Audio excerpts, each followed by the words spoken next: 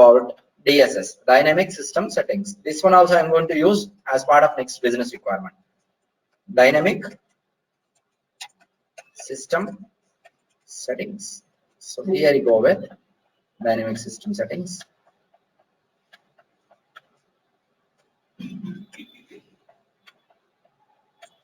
So look at here. Generally, if you want to assign values to properties, you can assign it through UI. You can assign it in the business logic.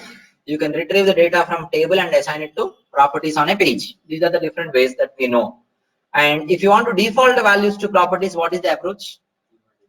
We can do it in PY default data transform. If you go to PY default data transform, at what moment PY default data transform will be executed? When the Before page the name is done. gets created itself, PY default will be executed. Properties will be set with default value. Is that the only approach to set the default values to properties? During runtime also, before the actual use of property, I can set a value, right? And if you go to section on the control, if you double click, you will see one parameter there, default value.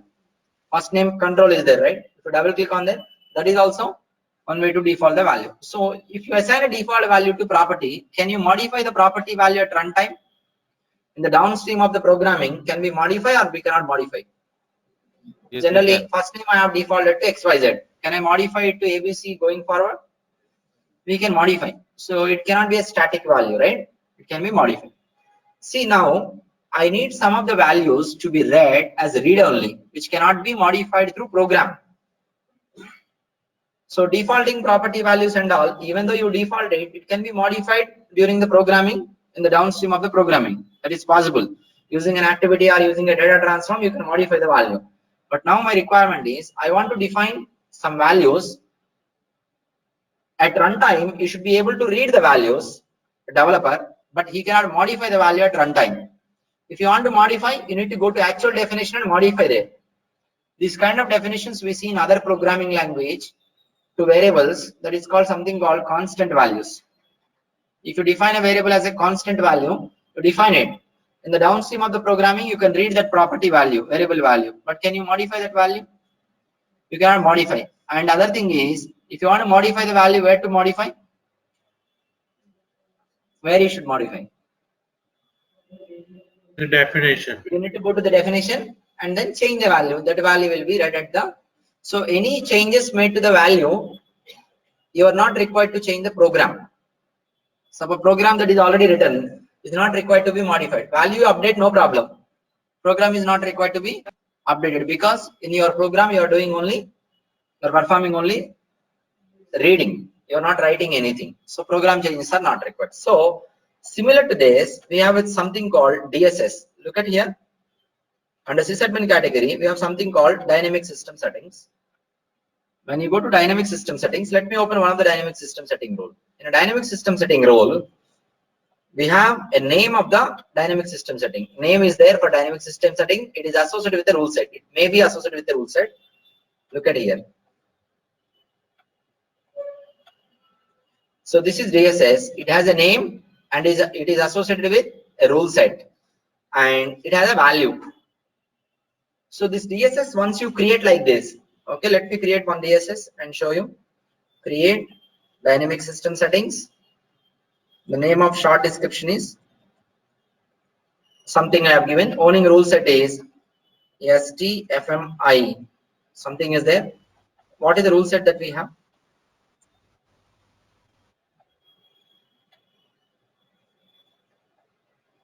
This is the rule set that it is associated with. Similarly, property you will be giving a name, right? Label and property name and property rule set will be there. Just compare that. Setting purposes, I'm giving same. Okay, this is the name of the DSS entry. This is the rule set that it is associated with. Create and open. And apart from this, it is asking a value. What is the value? Some value. Define like this. Does it have a check-in checkout? But this rule set has check-in checkout. But it is not asking any check-in checkout. Means I can directly update this value or not. Directly update it and save any time. It will be saved or not. It will be saved. There won't be any check-in checkout. See now, this DSS value, if I want to read at runtime into application anywhere, I need to use one function. What is the function I have to use is get data system setting. It will ask for two parameters. What are the two parameters? DSS name, rule set, the rule set in which it is created. If you pass these two parameters, name of the DSS and rule set, it is going to read the value. This is only for reading the value. You cannot update the value at runtime. If you want to update the value, where you should update? You should update at DSS itself. You have to open DSS and update it. So what type of values generally we define in DSS? See, suppose if you are working with services, endpoint URLs will be there for services. Database URLs will be there. Those you can update here. When you move this DSS into production environment, let's say, let me ask you one question. See, suppose you are sending email notification, right? For that you need from email. In development environment, you create everything. From email you have defined in DSS, and you are reading this from email from DSS entry, and then passing it to actual send email notification activity. So everything is working fine. You moved it to live environment. In live environment also, same from email you will be using a different email. For development and testing, if you use a mailbox, is that the same mailbox you are going to use it for production environment? It's a different mailbox, right? So your mailbox details should be updated. Suppose this assigning data of your from email box details, if you do it to a property, can that property be updated at runtime? It can be updated, right? If you default it to a property using a data transform, if you move to data transform to production, you need to check out the data transform if you want to make updates, but you cannot check out in production rules. The reason being, rule sets will be locked. Rule set versions in production will be locked. No rule set version will be unlocked. You cannot modify it. Now, if you add it in DSS, after you move to production, can you open DSS and update the values? Because there is no check-in checkout for DSS. There won't be any check-in checkout for DSS. So after you move to production, you change the value of the DSS entries respect to DSS entries in production, such that the value is related to production mailbox. So after you make this change, should you have to modify anything in the program? No need to modify.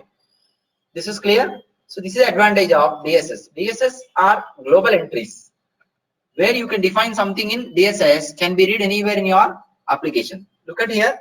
Let me go to the help content. Suppose generally you tell me the resources who are already working in IT industry, either in production support or application development or anything in any technology, let's say Java, .NET or any technology. Generally, if you want to define database URLs or endpoint URL, something like this related to applications, in which file you are going to define those? Configuration files, config.xml file. If you define in config.xml file, those people who do not know, just try to learn that. Okay. So generally the URLs and all you will be defining in config.xml file. Config.xml file will be deployed on server, right? So is that config.xml data can be read anywhere through the server in the server? Possible or not possible? The data which is there in config.xml file can be read anywhere in your application.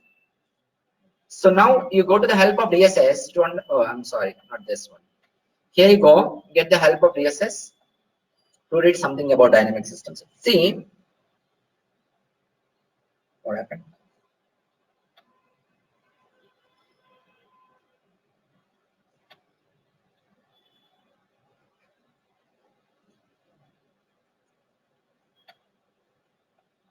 Dynamic system settings. See, you can set or change the settings, your system settings, by using dynamic system setting data instances.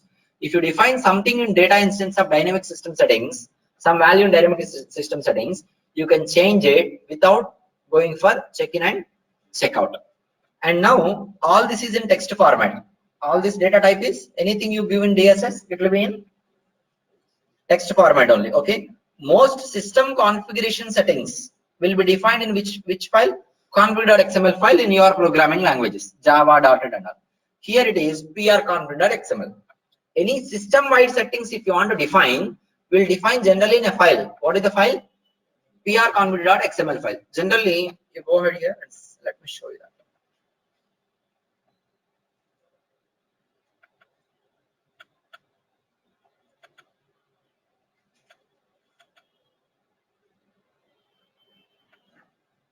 What is it?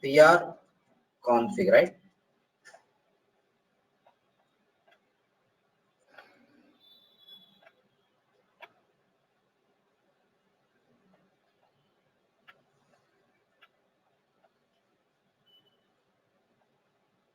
పోయిందా?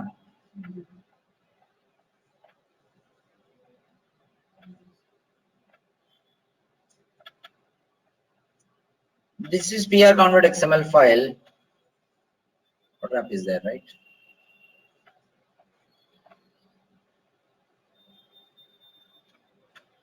At least WordPad would be good. Okay. So this is PR converted XML file.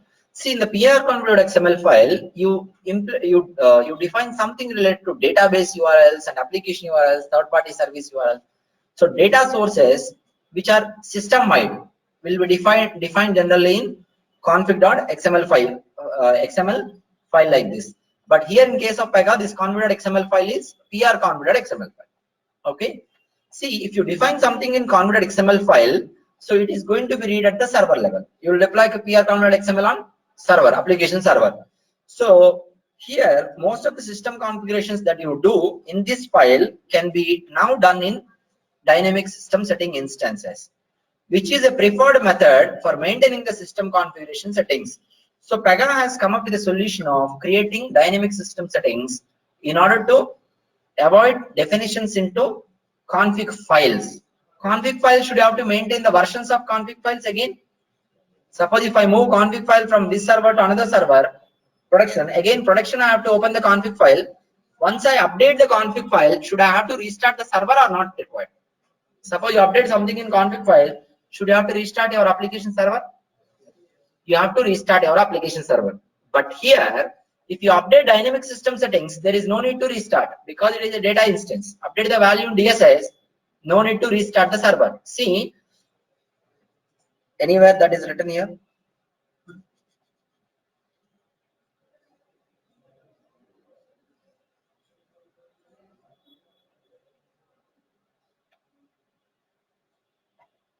I will just copy this, everything here about dynamic system settings. Okay. So look at here. You can change the value of dynamic system settings without redeploying the application. Redeploying the application means you're not required to deploy it again. If you make changes anything in converted XML file, it's not only restart, it's deployment. Means again you have to deploy on production server. After you deploy it, you have to restart the server again. That is not required. If you do the same thing in DSS, redeployment is not required. And in a multi-node system, the same dynamic system settings can be used by all nodes sharing the database, because dynamic system setting is also a rule, right? It will be there in database. Sharing this database application, multiple nodes are there, it can be commonly accessed. But config.xml file, is it common to all nodes, or for each node you will have config.xml file? Generally, config.xml file will be there for each node. Each node it can be different. But here dynamic system setting can be common across all nodes in the production. These are the advantage. You are not required to redeploy the application again. You are not required to create separate entries for separate nodes. Same entry will be for all nodes. This is dynamic system settings. If you define anything in dynamic system settings, that can be read into your application at any time. DSS rules, DSS data instances can be read into application anywhere using below function. What is the function? Get data system settings. I believe it is settings. So setting purpose. What do you mean by setting purpose? One parameter, another parameter is rule set. Setting purpose means name of the DSS that you call setting purpose, and the other one is rule set name. So this is what we are going to use tomorrow. We are going to, in the next requirement, we are going to create DSS, and we will see how to read the DSS values and assign to a property or a parameter. And we are also going to learn how to pass parameter values. We are also going to work on declare, trigger. All these concepts combinedly we are going to use along with email integration. This is clear?